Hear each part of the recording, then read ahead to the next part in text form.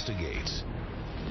A billion-dollar government contract involving hundreds of local workers at an ObamaCare processing center in Wentzville. But now employees on the inside are stepping forward asking, is this why we're broke? Some of them claim to spend most of their day doing nothing. Inside the massive Wentzville building that used to house the now-defunct U.S. Fidelis, a new company has set up shop. This is Serco? Yep, this is Serco.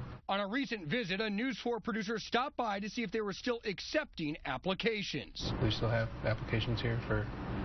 They do their application online. The company is still hiring. A current employee wonders why. They want to hire more people even though we don't have work to keep the people that we have busy. After providing proof of employment, this Serco employee agreed to speak through the phone with their voice altered. The employee says hundreds of employees spend much of the day staring at computer screens with little or no work to do. Are there some days where a data entry person may not process one single application?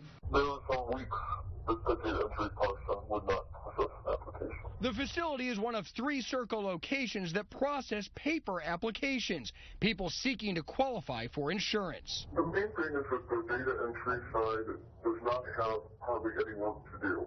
They're told to sit at their computers and hit the refresh button every 10 minutes, no more than every 10 minutes. They're monitored to also look for an application. Their goals are set to process 2 applications per month. And some people are not even able to do that. It's no secret the rollout for the healthcare.gov website was a mess. But now that the website is running, this employee says the paper applications are trickling in less and less.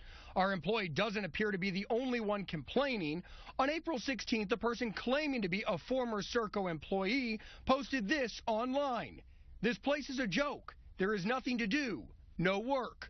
Senator Roy Blunt was unaware of these claims when I shared this information. We need to look carefully into this structure from top to bottom, but a call center where somebody's goal is to sign up 1 or 2 people in the course of a significant period of time, how could that possibly be reasonable? There's centers in Missouri, Kentucky, and Oklahoma, and with everybody that's working probably 1,800 people trying to get one of 30 applications that pop up. There's just not enough there. Our employee says every person who works here is happy to have a job and wants to work hard, but frustration is mounting. Serco's contract is worth upwards of $1.2 billion. Serco, as a contractor, gets paid for the number of people that they employ. So they want us there, even if we're not doing anything. Originally, Serco agreed to respond over the phone, but a few minutes before our conversation, it pulled the plug, instead referring all questions to the Centers for Medicare and Medicaid Services, the government agency handling the contract.